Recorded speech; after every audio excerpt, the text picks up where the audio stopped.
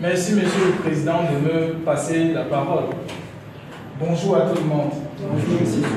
Je vais essayer, comme Monsieur le Directeur ou bien Monsieur le Président a parlé avec éloquence. J'entends souvent dire sacrifier aux usages de civilité. Je ne sais pas si c'est ça. Donc, permettez-moi de sacrifier à l'usage de civilité. Est-ce que ça sonne un peu comme de l'art oratoire? C'est ça? Ça sonne comme ça? Ok.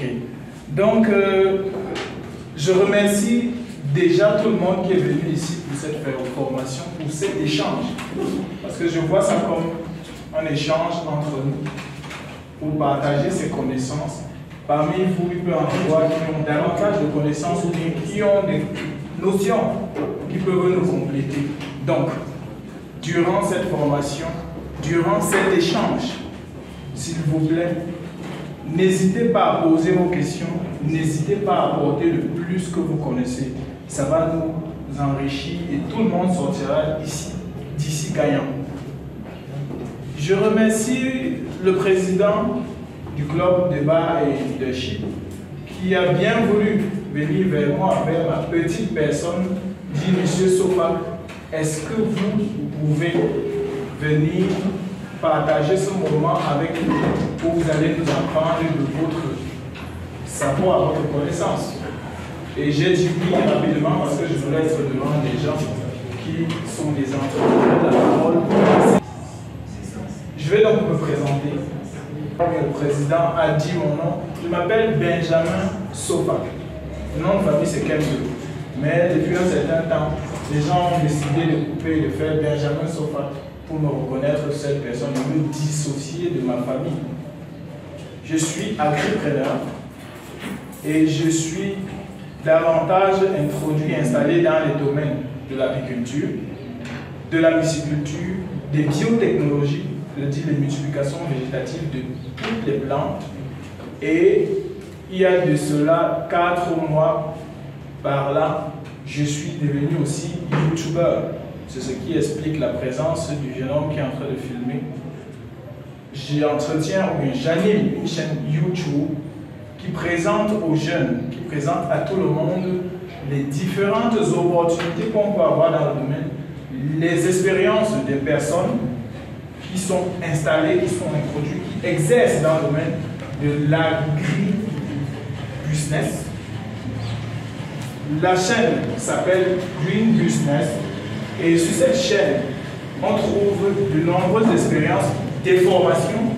Celle-ci va d'ailleurs être livrée et toute personne qui n'a pas pu être ici, qui se trouve n'importe où, au Cameroun et dans le monde, pourra profiter et bénéficier de cette formation-ci.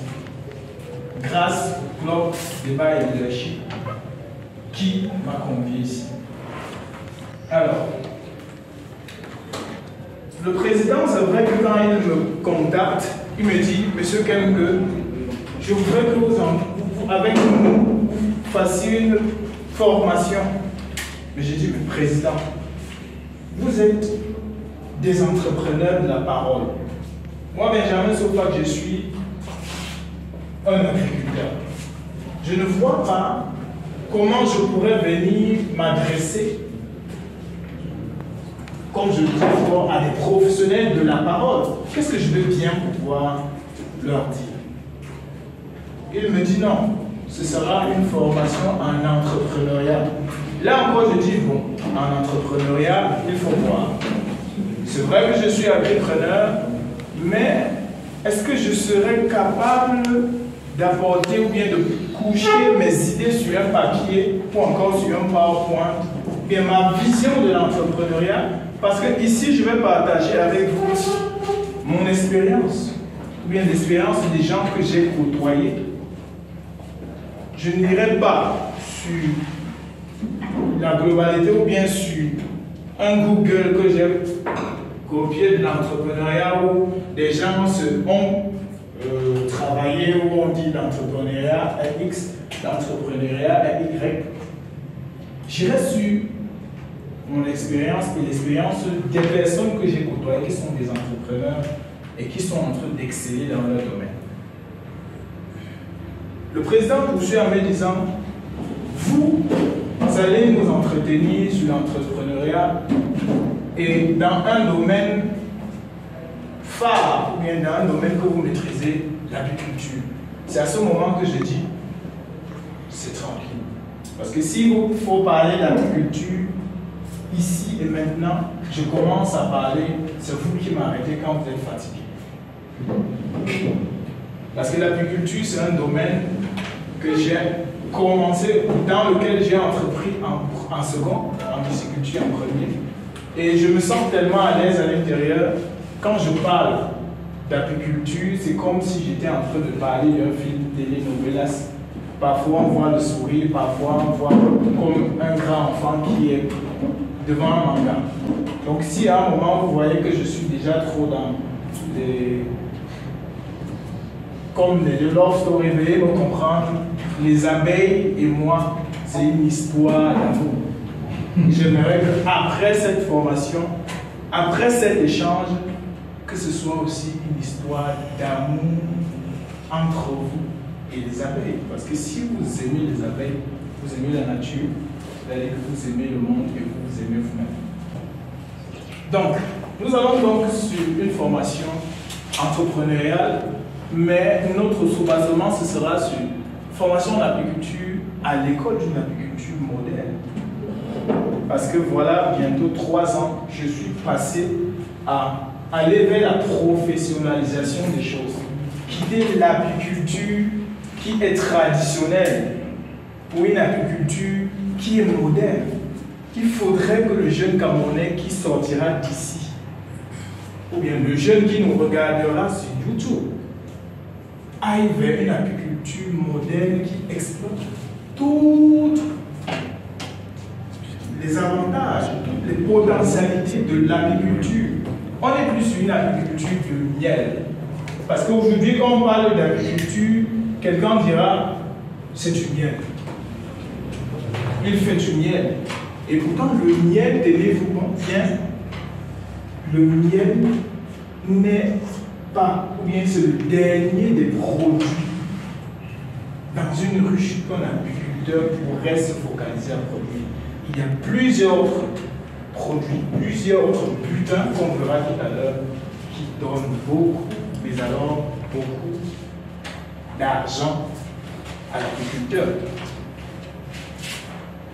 Mais avant d'y arriver, parlons d'entrepreneuriat selon moi ou bien selon ceux que j'ai rencontrés au quotidien. Il y a de cela pratiquement une semaine, je reviens d'Aromba, à l'Est Cameroun, où je suis allé contacté par un promoteur qui veut se lancer dans l'apiculture. C'est un entrepreneur, un vieil entrepreneur, et il me dit les mots qui suivent. Il me regarde dans une corderie quand j'ai fini de travailler et qu'on était dans son campement, dans la forêt. Il me dit, mon fils, chaque homme qui passe dans la rue a ton âge. Chaque homme qui passe dans la rue a ton argent. Il me disait ça parce que lui, il est analyste et il a travaillé dans l'assurance. Il continue en disant, on peut l'assurer de ses cheveux jusqu'à ses orteils, jusqu'à ses pieds. Je me dis, bon, il parle de ça, mais c'est l'assurance. Comment est-ce que je vais assurer quelqu'un en agriculture? Est-ce qu'on assure désormais quelqu'un avec du miel ou bien une tomate? Tiens, j'assure votre chevelure avec ma tomate. Mais il ne s'arrête pas là, il me dit, ce que je viens de te dire est transposable à tous les autres domaines. Chaque tomate qui produit dans ton champ est un pas vers le million que tu cherches. Chaque graine de maïs que tu laisses au hasard s'échapper sur la route de retour vers la maison quand tu as fait la récolte est un pas vers ton million que tu perds. chaque abeille ou bien colonie d'abeilles qui traverse ton domaine et que tu ne prends pas le temps de l'apprivoiser, de leur donner un habitat et de le suivre, c'est de l'argent que tu perds. Le monsieur a travaillé dans la finance. Il a travaillé pour quelqu'un. Mais il a décidé de devenir entrepreneur d'une façon très courageuse. Tout au long de cette partie, de cette formation sur l'entrepreneuriat, la première partie, tout ce que je vais énumérer sont les fruits de l'observation que j'ai eue de lui, bien que j'ai mis de mon profil. Finissons la petite histoire sur le monsieur. Il était travailleur dans l'assurance commerciale et quand il réussit à faire signer la maison d'assurance, société camerounaise avec une société française, et qu'il s'attend aux milliards de francs parce que eux, ils sont payés à la commission. Sa première commission, quand il entre dans le travail d'un commercial, c'était 6 000 francs, son premier salaire. Mais quand il signe, fait signer ses partenariats, sa commission devrait monter aux milliards de francs CFA. Parce que il fait signer une assurance qui assure les travailleurs camerounais de la formation publique, de la fonction publique.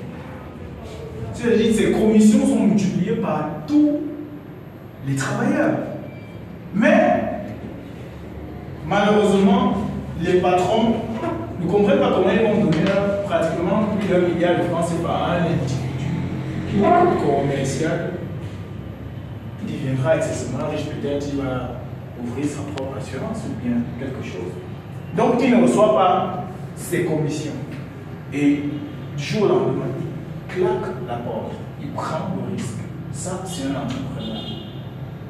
Et il s'en va, disant ceci.